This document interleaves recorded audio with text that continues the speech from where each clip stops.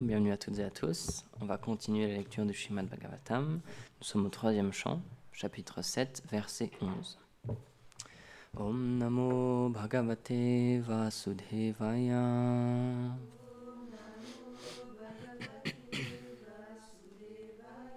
Om Namo Bhagavate Vasudevaya.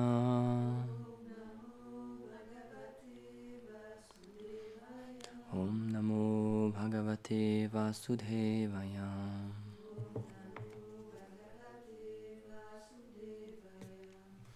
Yata Jale Chandramasam Kampadistat Krito Gunam Drishyate San Api Drashtur Atmanonatmano Gunam. La lune qui se reflète sur l'eau peut être considérée comme tremblante à cause des vagues, bien qu'une telle caractéristique soit inexistante dans la lune. De même, les attributs du corps, la naissance, etc., semblent apparaître dans l'âme qui s'identifie faussement au corps. Commentaire. Selon Srila Vishwanath Chakravarti Thakur, une question pourrait être posée. La connaissance et la félicité de l'âme peuvent être recouvertes, mais comment l'âme obtient-elle des qualités telles que l'attachement, la haine, la lamentation, l'illusion et la concupiscence? Fin de la question. L'âme est purement spirituelle et ne peut obtenir de telles qualités matérielles. Celles-ci apparaissent par le biais du corps subtil qui recouvre l'âme et qui la fait s'identifier à ce qu'elle n'est pas. Un exemple est donné pour montrer comment cette illusion recouvre l'âme. Le reflet de la lune dans l'eau agitée fait apparaître la lune comme tremblante, bien qu'en fait ce ne soit pas la lune qui est en train d'onduler, mais l'eau. De plus, la lune qui est vue dans l'eau n'est pas la lune réellement, mais seulement sa réflexion, son reflet. On compare ici l'âme à la lune, et l'âme qui devient recouverte par la puissance d'ignorance du Seigneur à la réflexion de la lune dans l'eau. Par constitution, l'âme est purement spirituelle et ne peut perdre sa connaissance et sa félicité. Mais, lorsqu'elle éprouve de l'aversion envers le Seigneur, l'énergie d'ignorance recouvre sa connaissance et sa félicité, et la fait s'identifier avec la matière. Elle est alors semblable au reflet de la lune qui ondule sur l'eau et qui fait croire que la lune est tremblante. En d'autres termes, que les caractéristiques matérielles qui recouvrent l'âme sont l'âme. La lamentation et l'illusion sont présentes dans le corps subtil qui recouvre l'âme et non dans celle-ci. Mais à cause de l'influence de l'énergie matérielle, l'âme s'identifie à elle. Om Gyanati Mirandasya Gyanam Jala Shalakaya Chakshurun Militam Yana Tasmai Shri Gurave Namaha. He Krishna Karuna Sindhu Dinabandhu Jagatpate Gopesha Gopika Kanta Radha Kanta Namostute Tapta Kanchana Gaurangi Radhe Vrindavaneshwari Vrishabhanu Sute Devi Pranamami Hari Priye. Jaya Shri Krishna Chaitanya Prabhu Nityananda Shri Advaita Gadadhar Shivasadi Gaur Bhakta Vrinda. Hare Krishna Krishna Krishna Hare Hare Hare Rama Rama Rama Hare Hare.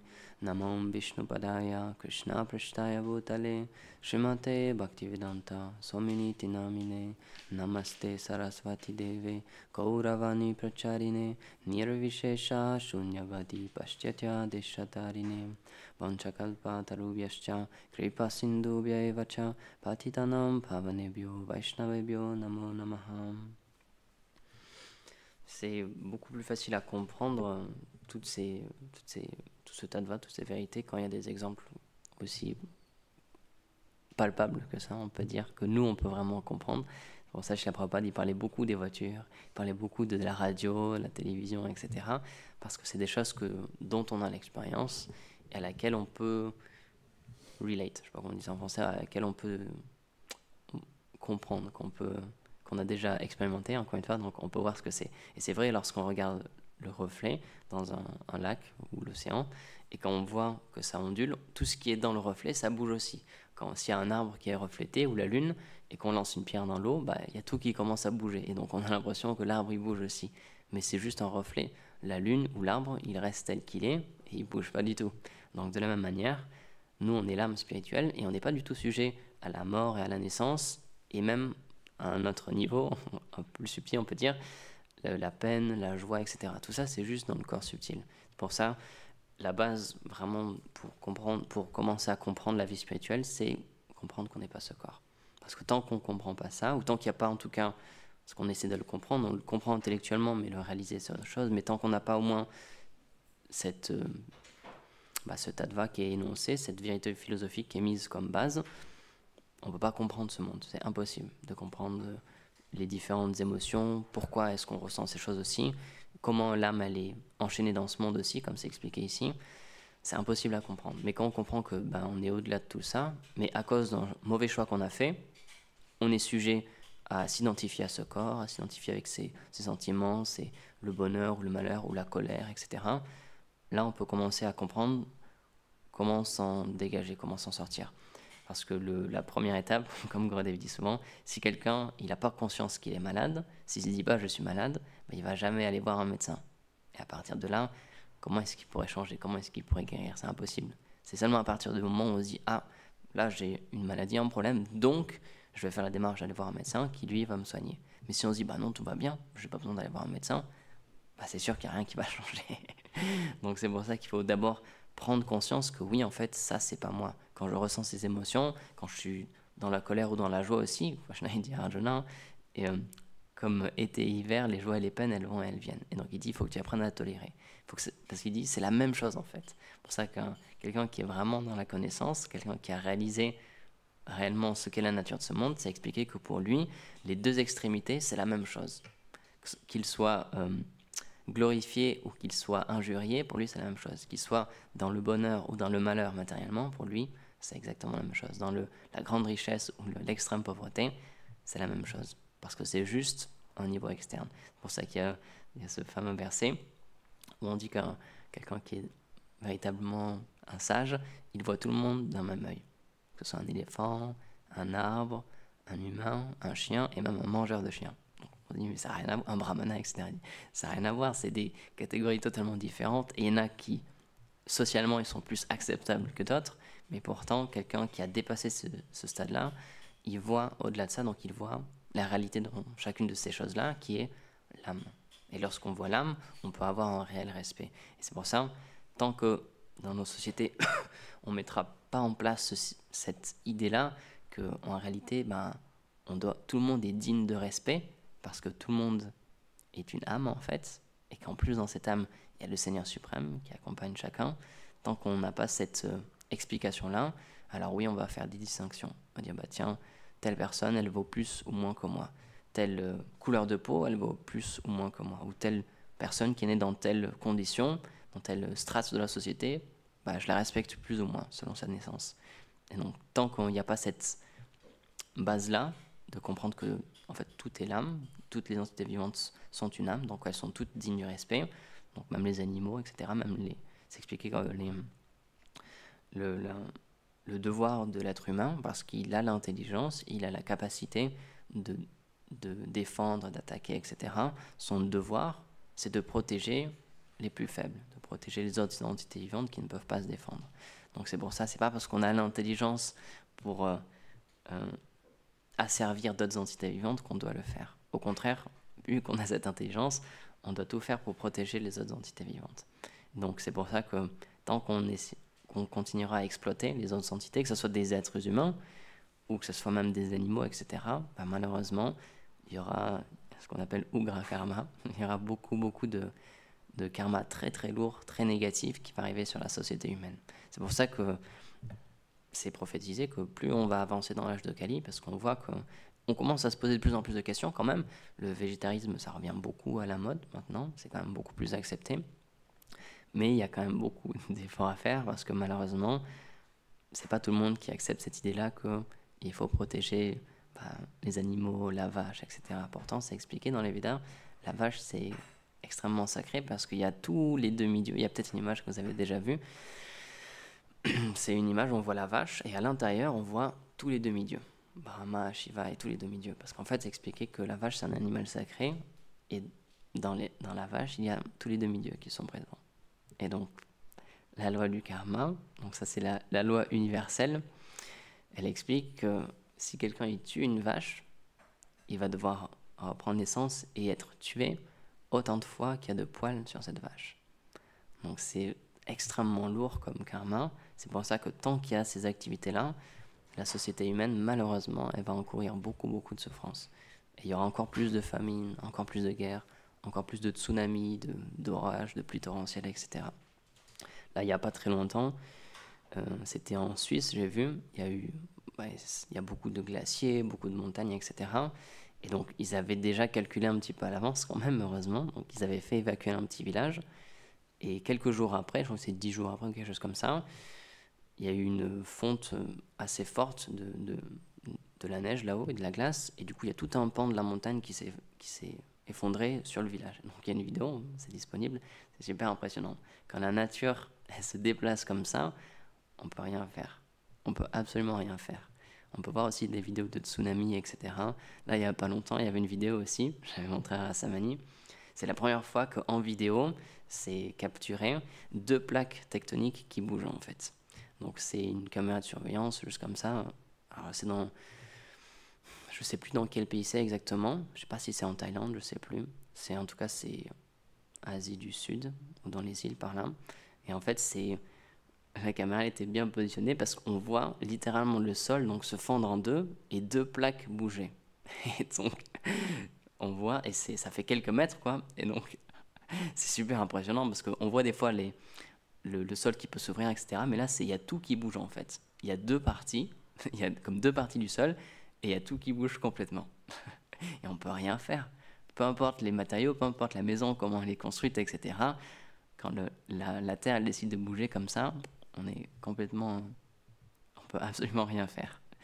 Et donc on peut voir quand il y a des tsunamis ou des choses comme ça, la seule chose qui est recommandée, c'est juste partir. Parce que peu importe les digues qu'on crée, peu importe les murs que l'on fait, quand la nature, quand elle se déchaîne, c'est impossible à se battre contre ça. Et donc ça, c'est expliqué, ça vient pas de nulle part, ça vient des activités des êtres humains. Parce que la Terre aussi, c'est expliqué. Bhumi Devi, c'est la déesse qui représente la Terre. C'est une grande dévote du Seigneur aussi, elle est très chère au Seigneur suprême. Et donc tant qu'on l'exploite pour notre satisfaction, malheureusement, on va devoir encourir des conséquences. Et je la propose d'expliquer ça. La différence, encore une fois, entre le matériel et le spirituel, c'est vraiment pas beaucoup. Il donne cet exemple, c'est comme la peau et l'ongle. Il dit, si vous touchez votre ongle, il n'y a aucune sensation sur l'ongle. Mais lorsqu'on touche la peau, là, on peut avoir une sensation. Pourtant, ça vient de la même chose, ça vient du même corps, et c'est vraiment très proche l'un de l'autre. Et donc, il dit de la même manière, dans la vie, lorsqu'on a une conscience spirituelle, c'est comme cette peau-là, en fait. On peut ressentir et on peut être connecté au Seigneur suprême. Mais si on se déconnecte de ça, on se déconnecte du Seigneur et on ne voit plus le Seigneur, alors c'est comme l'ongle. Là, il n'y a plus rien, il n'y a plus aucune sensation. Et donc il explique que c'est juste une question de faire un effort de conscience, de mettre une conscience dans ce que l'on fait.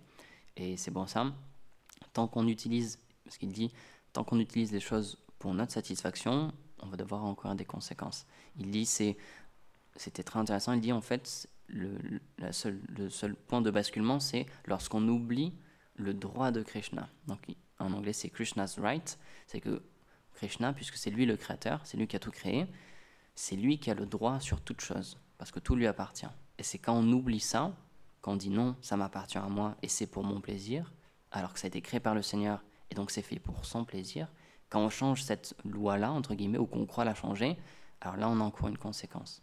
Et là on va devoir payer de tout ce qu'on prend, tout ce avec quoi on se réjouit, on va devoir payer une conséquence. Mais lorsqu'on utilise cette même chose pour quoi elle a été faite, alors là, même ça nous fait progresser spirituellement et ça nous libère spirituellement. Et donc, encore une fois, c'est très subtil, c'est pas grand-chose. Et c'est pour ça qu'il y a un verset dans le Bhakti Rasamrita Sindhu qui explique que des personnes qui cherchent la libération et qui, du coup, à cause de ça, elles rejettent les choses qui sont liées au Seigneur en expliquant que ce sont des choses matérielles, alors malheureusement, c'est expliqué, c'est une erreur. Parce que toutes les choses matérielles qui sont liées au Seigneur, c'est plus des choses matérielles. Tout ce qui est, pour ça, Prabhupada il expliquait, on utilise des microphones, des enregistreurs, etc. Et C'est vrai, il y a souvent des personnes qui lui disaient « Ah, vous critiquez le monde matériel, vous parlez de la vie spirituelle et vous critiquez ce monde matériel, mais alors pourquoi vous utilisez des objets matériels? Pourquoi est-ce que vous utilisez des voitures? C'est quand même bien pratique d'avoir une voiture, un micro, etc. » Donc Prabhupada, il demande, c'est vrai, on nous pose souvent ces questions-là. Il demande à ses disciples et ils disent « Oui, oui, c'est vrai, on nous demande souvent ça. » C'est juste qu'on le réengage. Pourquoi pourquoi ça a été réellement créé? Pourquoi tout ça, ça a été créé? Pourquoi tout ce monde a été créé? C'est pour satisfaire le Seigneur suprême. Parce que tout est par lui et pour lui. Et donc si on réengage ces choses-là pour son plaisir, il n'y a aucun mal. Et même encore plus, ça nous fait progresser spirituellement. Mais si on prend ces mêmes choses-là, ces voitures, ces microphones, etc., mais pour nous satisfaire nous, on encourt tellement de mauvaises conséquences après. On va tellement souffrir après. Donc c'est juste une question de rediriger l'attention. Et c'est expliqué comme dans ce verset du Bhakti Rasamrita Sindhu. Donc ce renoncement, c'est-à-dire je renonce à ces choses-là matériellement parce que je les vois comme matérielles, c'est expliqué que c'est un renoncement inutile. Alors que nous, ce qu'on fait, c'est le yukta vairagya. Donc c'est toujours vairagya, c'est toujours le renoncement, mais c'est dans le fait de réengager pour satisfaire le Seigneur suprême, pour le glorifier lui, pour lui apporter du plaisir. Et donc de cette manière-là, tout est spiritualisé. C'est pour ça qu'il y a beaucoup de descriptions qui sont données sur comment adorer le Seigneur sous la forme de la déité. Et ça suit un processus très, très particulier, très strict, et ça explique qu'à partir de ce moment-là où le Seigneur il accepte de venir dans cette forme-là, c'est plus une forme matérielle. C'est plus du bois, c'est plus du brass, etc., du métal ou du marbre, etc. C'est directement le corps du Seigneur suprême. Et donc toutes les choses qu'on utilise dans le service des dévotions, de la même manière, c'est spiritualisé. Tout ce que l'on offre au Seigneur, c'est une source de libération. Alors que les mêmes choses, les mêmes aliments, ou les mêmes fruits, etc., ou les mêmes fleurs, si on les prend juste pour notre satisfaction, ça va nous faire, au contraire, souffrir beaucoup plus dans le futur. Donc c'est pour ça que c'est aussi notre devoir, puisqu'on a reçu cette connaissance-là, c'est aussi notre devoir de la partager, parce que même si c'est comme le feu, même si on ne sait pas que le feu il brûle, et si on met notre main sur le feu, et même si personne nous a dit que le feu il brûle, si on met notre main sur le feu il va nous brûler. C'est parce que le feu il va dire « Ah tiens, lui il n'est pas au courant que je brûle, je ne vais pas le brûler du coup, je vais le laisser tranquille. » Le feu, sa nature, c'est de brûler. Qu'on le sache ou pas, c'est sa nature. Donc de la même manière, qu'on soit au courant ou pas de toutes ces règles karmiques, de toute cette loi du karma, on va devoir en payer les conséquences. Donc c'est pour ça, c'est aussi notre devoir d'instruire toute la société humaine en leur expliquant que Dieu existe et que ce monde, il doit être utilisé pour sa satisfaction, ce sans quoi il va y avoir beaucoup, beaucoup de souffrance. C'est pour ça que Srila Prabhupada, il parlait beaucoup aussi du Varnashram Dharma, de faire une société qui est basée sur la spiritualité, en comprenant que tout doit être engagé pour le service du Seigneur. Et une société peut fonctionner complètement, c'est pas que tout le monde devient des moines et tout le monde va dans un monastère, chacun continue son rôle, que ce soit à travailler la terre, à gérer d'autres personnes, avoir un business, être un guerrier, etc. Peu importe, on continue nos activités, mais en ayant comme but de se rapprocher du Seigneur suprême. Et là, c'est une société parfaite. Mais il dit, tant qu'on enlève le Seigneur, tant qu'on enlève Dieu du centre de la société, alors c'est que des problèmes. Malheureusement, c'est que des problèmes. Et c'est intéressant parce que c'est expliqué ici que puisqu'on a ce désir d'indépendance du Seigneur, on dit qu'on ne veut plus du Seigneur, alors il fait des arrangements pour qu'on oublie que Dieu existe, qu'on oublie qu'on est l'âme aussi, et qu'on s'identifie pleinement au corps. Et à partir de ce moment-là, on se dit, je suis ce corps, je suis matière. Et on y croit, dur comme fer, comme on dit, à 100%. Et ça, c'est juste parce que, encore une fois, le Seigneur est réciproque avec notre désir. Et dès qu'on a un désir de se reconnecter avec lui, alors là, il peut nous instruire et il peut nous révéler qui on est réellement. Donc c'est, encore une fois, c'est vraiment juste une question de rediriger nos actions. Et c'est pour ça que c'est... Arjuna, c'est vraiment l'exemple parfait dans la Bhagavad Gita. Parce qu'au début, il joue le rôle de quelqu'un comme nous, qui croit qu'il est ce corps. En tout cas, pendant cet instant-là où il est perdu, il croit qu'il est ce corps. Et donc, il est juste attaché aux personnes qui sont liées à ce corps, aux membres de sa famille en face, et il ne sait plus du tout comment agir. Et pourtant, il cite les Écritures, il parle de la philosophie, mais il utilise cette philosophie pour justifier ses actions, pour justifier matériellement ses actions et son attachement. Et donc là, le Seigneur, il lui dit, tu parles très bien, tu cites les Écritures, mais tu parles comme un sot, parce que tu as oublié la nature de l'âme. Et c'est pour ça que là, il lui explique que l'âme, comme c'est expliqué ici, l'âme, elle n'est pas sujette à tous ces changements. Elle ne peut pas tuer et elle ne peut pas être tuée. Elle ne peut pas être mouillée, séchée, coupée, etc. Donc, c'est vraiment la base. C'est pour ça que Srila Prabhupada, il parlait beaucoup de ce point-là, parce que tant qu'il n'y a pas cette base-là, encore une fois, c'est très difficile d'avoir une vie spirituelle. Mais aussi, un dévot, encore une fois, puisqu'il a conscience de ça, il a conscience qu'il est l'âme, mais il a aussi conscience qu'il vit dans ce monde. C'est pas qu'il rejette ce monde. Et Srila Prabhupada, il a expliqué, il y a 26 qualités qu'un dévot il a, et une de ces qualités, ça s'appelle Daksha, ça veut dire qu'il est expert. C'est-à-dire qu'il est expert dans tout ce qu'il fait. Même des choses matérielles qu'on peut dire comme matérielles, Prabhupada dit il est expert. Et il citait par exemple Raghunath Das Goswami, et il y a aussi d'autres grands Vaishnavas qui avaient pourtant des fonctions dans la société, et qui étaient experts dans leurs fonctions. On peut citer aussi Srila Bhaktivinoda Thakur, lui c'était un magistrat très respecté, très réputé, donc il avait son service, il travaillait dans le gouvernement anglais, en Inde à l'époque, quand c'était encore sous l'emprise de l'Empire anglais, et il avait ce service-là, et il était expert dans ce qu'il faisait. Il était tellement expert qu'il arrivait à faire tout son travail en juste quelques heures. Et comme ça, il avait le reste du temps pour pouvoir écrire, chanter, etc. Donc, un Vaishnav, c'est à ça qu'on le reconnaît aussi, c'est qu'il est expert dans tout ce qui est fait. Et Srila Prabhupada, il parlait de ça, c'était dans une conversation avec ses disciples, parce que pas forcément juste quand il était en Inde, mais spécialement quand il était en Inde, il essayait d'agrandir vraiment et de faire plein de temples partout, etc. Et donc, c'est partout dans le monde, mais en Inde spécifiquement, c'est très compliqué de dealer avec les gens, de faire des transactions, etc. Parce qu'il y en a qui vous font des promesses, et en fait après non, ils reviennent sur la promesse. Et donc il y avait plein de problèmes comme ça. Et les disciples de Prabhupada, c'est pas forcément qu'ils comprenaient tout parfois, parce qu'en plus, les Indiens, ils parlaient pas forcément un très bon anglais des fois, donc c'était difficile de comprendre tout ça, et de comprendre comment les Indiens aussi, ils agissent. Parfois, ça peut être difficile pour un occidental, parce que c'est notre mentalité. Et Prabhupada, il a expliqué qu'un dévot, il doit être expert. Dans tout ce qu'il fait, il doit être expert. Donc même dans le fait d'obtenir des terres, de pouvoir construire des temples, etc., il doit être expert aussi. C'est à ça qu'on reconnaît un dévot. Et c'est vrai, on peut voir les disciples de Srila Prabhupada, ils ont fait des choses tellement incroyables, juste parce qu'ils étaient mis en pouvoir par Prabhupada, parce qu'ils avaient obtenu toutes ces qualités-là, juste en étant ses fidèles disciples. Et ils expliquaient, il y en a qui ils étaient envoyés dans des pays qu'ils ne connaissaient pas du tout, ils ne parlaient pas la langue, ils ne connaissaient personne. Et Prabhupada leur disait, il faut ouvrir un temple là, et ça marchait. C'est ça le pire, c'est qu'en quelques jours, ils se rendaient compte qu'il y avait des gens qui venaient, qui étaient inspirés à venir, etc. Et tout se faisait. C'est mystique, mais c'est le Seigneur suprême qui fait les arrangements. Comme là en ce moment, Gurudev et Govinda Maharaj sont en Colombie, et ça se passe bien. Il y a du monde qui vient, il y a des programmes qui se font, etc. Pourtant, c'est la Colombie. On parle espagnol, c'est un autre pays. Il n'y a personne qui nous connaît à part un dévot, Harry. C'est quand même très particulier. Pourtant, le Seigneur, il fait des arrangements parce que tout est sous son contrôle, tout est sous sa juridiction. C'est pour ça qu'il n'y a pas un brin d'herbe qui bouge sans la sanction du Seigneur. Donc, c'est d'un côté, on peut dire, comme pas matériel, mais pour toutes les âmes conditionnées qui vivent dans ce monde. C'est pour ça que c'est expliqué que le Seigneur, en tant que Paramatma, c'est lui qui il accompagne les êtres dans leur errance, mais du coup, pour les dévots aussi, c'est le Seigneur qui fait des plans. C'est le Seigneur qui leur dit, tiens, il faut faire ça, il faut aller là, il va se passer telle chose, etc. Et c'est pour ça que, même si matériellement, si on calcule, c'est infaisable, on ne peut pas faire ça, ça marche quand même.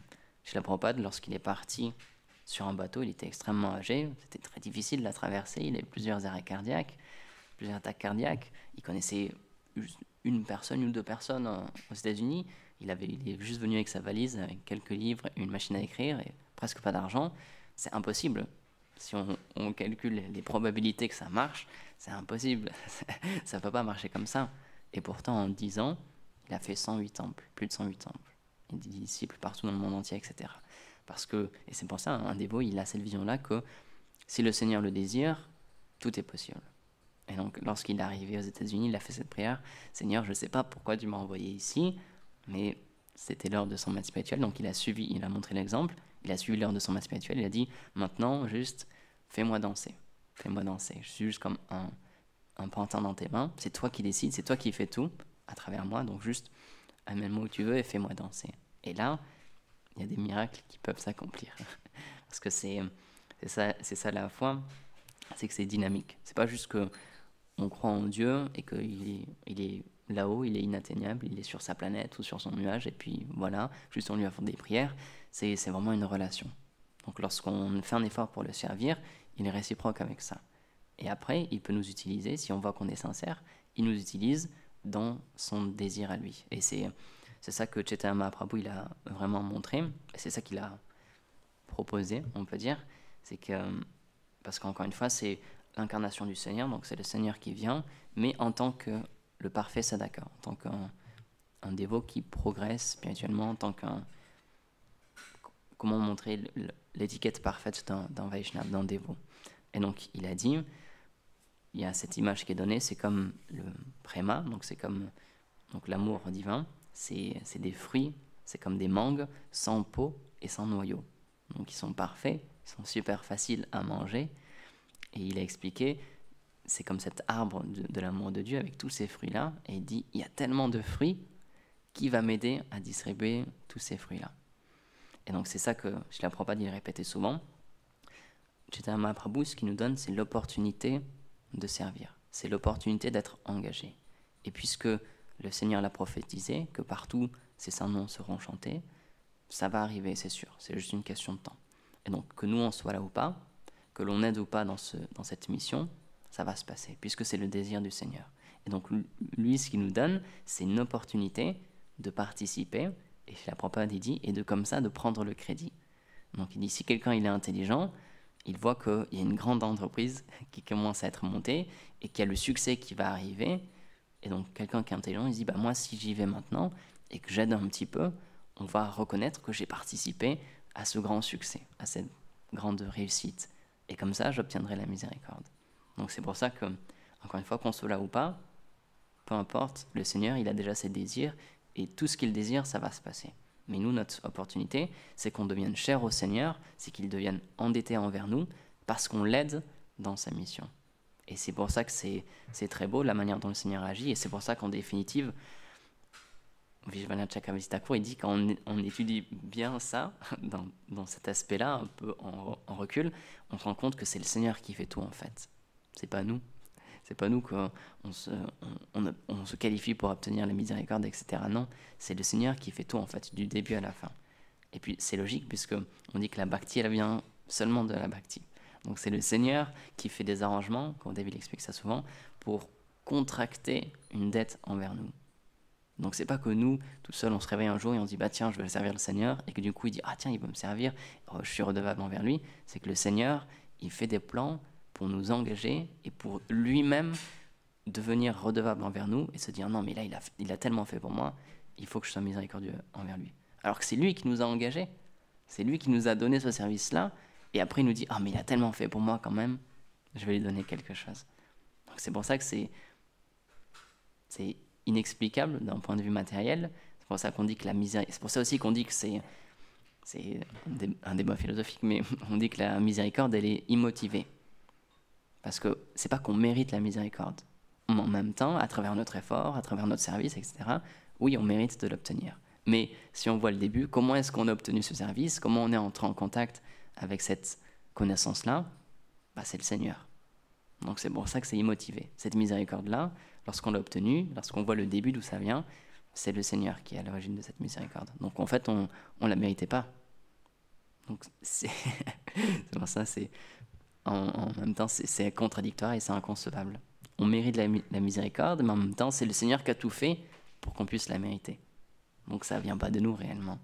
Donc c'est très très beau, c'est achintya, encore une fois, c'est inconcevable, mais ça prouve bien que le Seigneur, c'est pas qu'il nous a oubliés, c'est pas parce qu'on a désiré l'oublier, nous on a désiré l'oublier, c'est vrai, mais lui il désire pas nous oublier, au contraire, c'est expliquer que c'est le Seigneur qui pleure plus dans l'attente de son dévot que son dévot qui pleure dans l'attente du retour de son Seigneur, de la reconnexion avec son Seigneur.